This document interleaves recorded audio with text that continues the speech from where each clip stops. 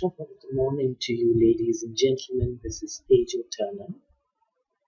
The last time we met, we spoke about presentation skills. Well, this time around, we're going to be talking about reading. It might seem like a very basic skill to you, something that you've been doing all along from the time you were a child. But effective reading is a technique, and it is true that information is key, knowledge to pride is power.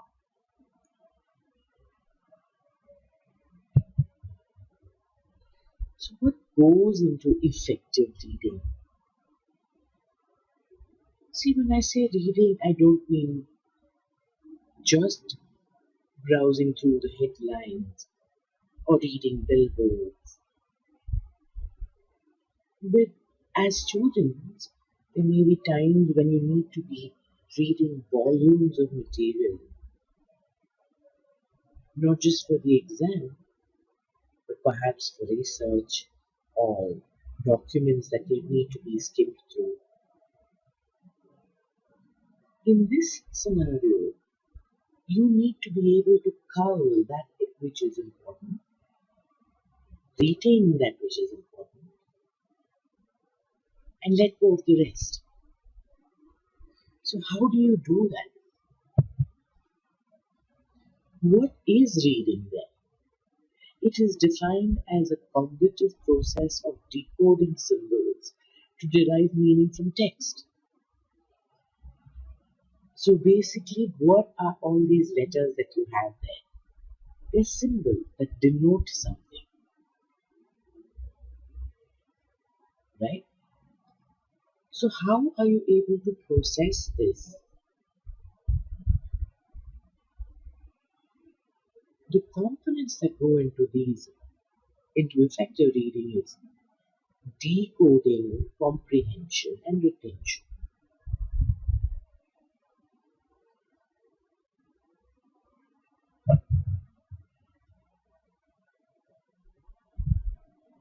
So what is decoding? It's translating a printed word into a sound. Otherwise, it would all seem like gibberish to you. So, what are the two main skills involved in decoding? Identification. Identifying that this symbol is associated with this sound, and therefore it means a certain something. Let me give you an example. When you see the alphabet A, that is nothing but just a symbol. But when you look at that symbol and you associate it with other words, such as CAT, that becomes cat. Right? But individually, what are they? They're just symbols, they're just paintings. Yeah, but you are taking that and processing it. And you're identifying that, okay, this is C, this is A, this is T, and I need to put them together and therefore form a word. In French, though, A is pronounced as R. So, if you did not know English, then you would read this word as cart. Right? Because for you, that A stands for an R if you're speaking French. So, to decode, you need to identify first, and then when you say word attack, I know it sounds aggressive, but really it is decoding it word per word. Being able to recognize and analyze a printed word and connect it to the spoken word that it represents. So when you think about it, reading is a technical cognitive process.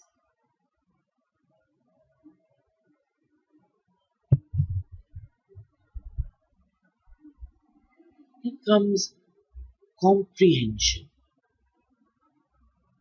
Take a language that uses the English script, right? For example, German. So you see a word like AUFWIEDERSEHEN. Now all of these alphabets are from the English language, correct? So what would this mean to you if you do not know German? Nothing.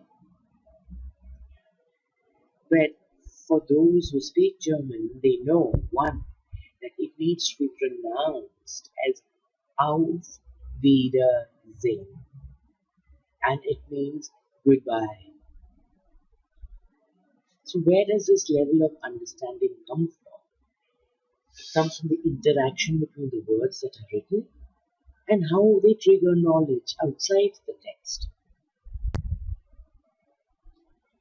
So basically it is nothing but mastering decoding. The reason I used German and not French is there are a lot more English words in the French language that you'd be able to easily decipher. For example, table is still table, but just pronounced table.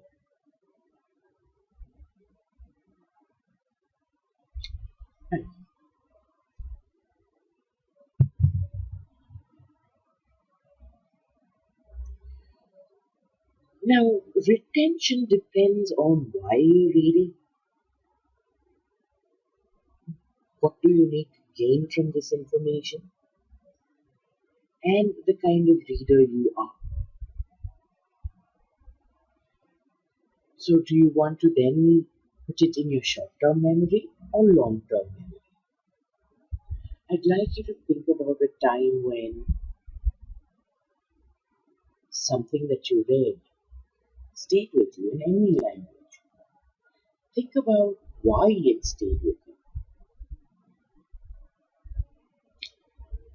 It could be a poem, it could be a song, it could be a billboard caption that you read. Right? Why do I ask you to go back to a time when you retained something that you read?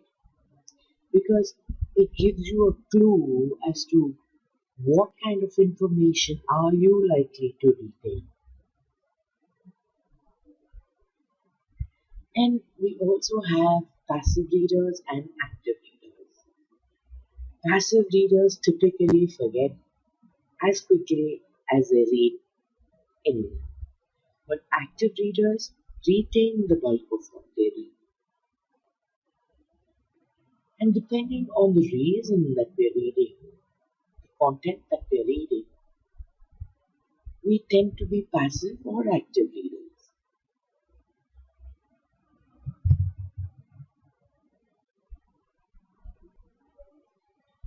Now I will be speaking to you about some techniques that you can use when you need to read for a certain purpose. When you need to glean and retain important information. So let's look at skimming and scanning. What is the difference? Skimming refers to the way in which one reads at a faster rate. So you skim through the entire text. So you take a page and start identifying to that detail that is important, not each and every word. Say you have a newspaper article on um, someone who has managed to come up with a very effective vaccine. So, and you just want to know the name of that vaccine. What would you do? You'd look at this newspaper article, you'd read through a whole, sift through a whole lot of details, and your eyes are skimming through this, so you don't recognize each and every word. So you probably read the introductory paragraph because subconsciously you already know that perhaps journalists have put the name of the vaccine first and then gone on to give you the rest of the information that you're not looking for. Or then you look at the concluding paragraph and see if that relates to what it is that you're looking for. So your mind is very focused. This is what you want. So you go through words and then focus on that which is important to you and relevant. So what is this tactic? You read the first paragraph and the concluding paragraph and look for headings and subheadings to get a good grasp of the idea. So you're just skimming through, say, a chapter, beginning, ending, looking at what comes in between and see if that is relevant or not.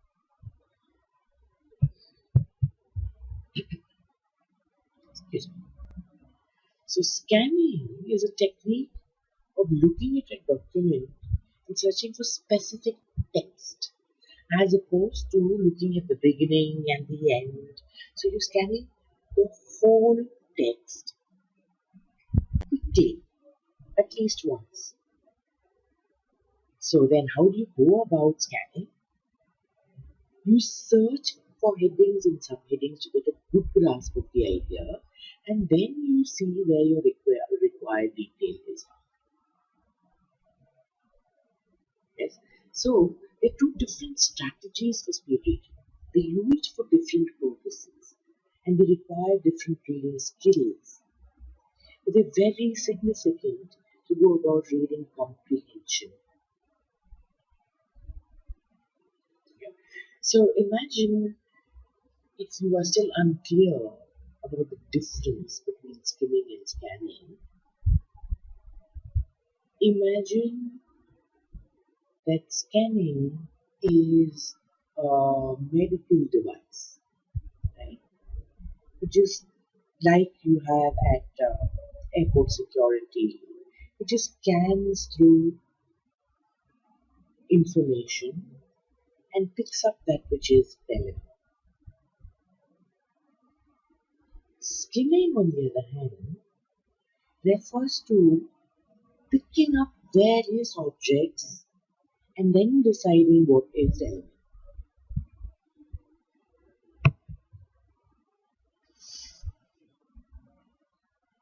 So what is this rapid or speed reading? Now this will stand you in good stead when you're trying to prepare for an exam,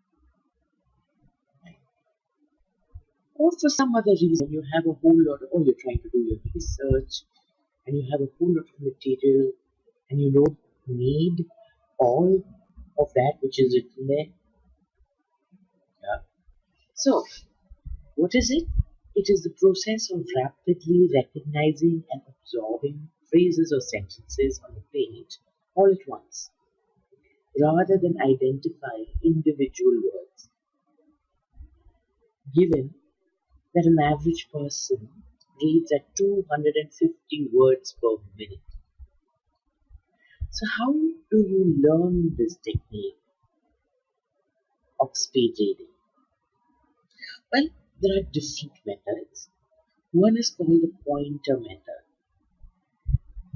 So this was discovered by Evelyn Nielsen Wood, a school teacher in Utah. So in the 1950s, what she did was she swept a finger along the line as she read. So, and she said that it helped her read much faster. So it helped her read up to 2,700 words per minute. So when you point your finger along the line of a text, that is called the pointer method. Then you have the tracker and pacer method. This is very similar to the pointer method, except that instead of your finger, you hold a pen with its cap still on, and you look at the top of the pen and you glance at the word from there.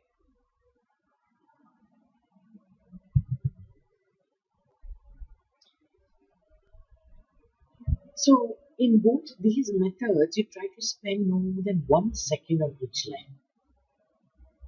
And then once you get used to this method, increase your speed with every subsequent page. In the beginning, it might seem like you can't remember for much, but as you become accustomed and you train your brain, you become more comfortable with this technique. Then we have the scanning or previewing method. We already spoke about what scanning is. So this is really moving your eyes quickly down the page, coming back to the center often, and identifying specific words and phrases, which could be key sentences, names, numbers, trigger words, ideas. So trying to practice on extending peripheral vision would help with this. So basically what are you doing? You're looking at a certain space and you're trying to comprehend as much as you can within that parameter.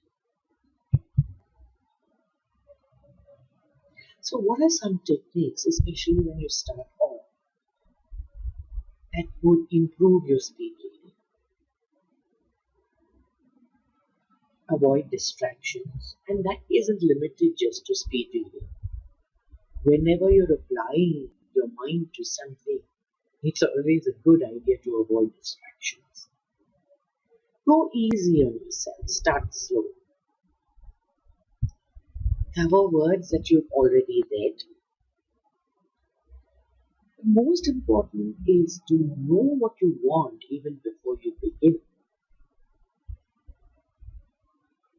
And keep track of your progress. How are you faring as compared to the last time that you did the same thing? Keep practicing. As with any other skill, the more you train yourself, the more natural it will start to feel. Now, what does reading for comprehension mean?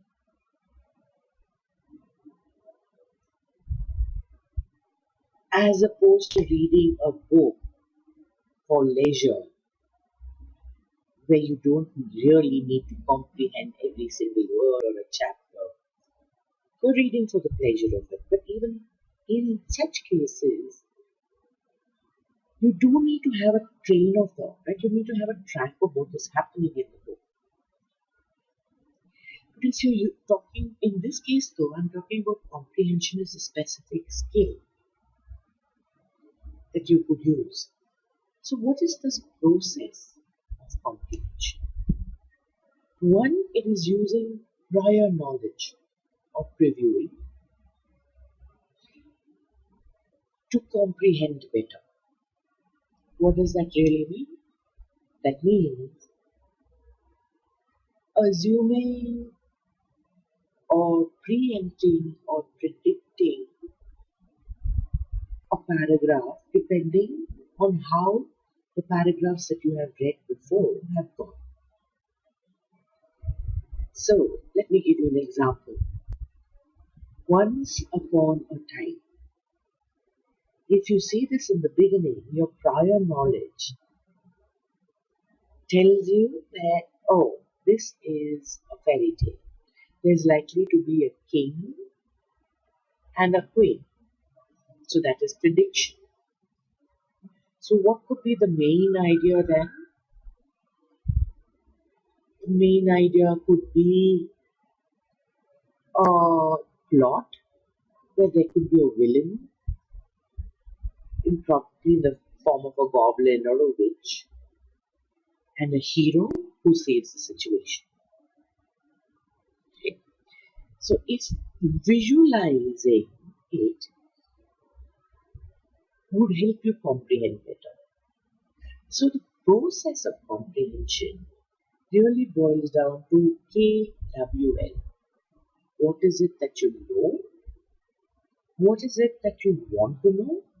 And what is it that you learn? So, if to comprehend a chapter better, there are certain techniques that you could use. Some graphic organizers. Take, for example, flowcharts. So, you have a diagram that says, okay, this happened in the beginning, and then this happened, and then this led to this. Or you could have other techniques such as time driven diagrams. When did this happen? Okay, this happened first. Then later on, say 10 years later, this happened. And then 15 years later, this happened. So you need to experiment with a couple of techniques to figure out what works best for you. So keep reading, keep applying, and you will transform your work. This is Tejo Turner signing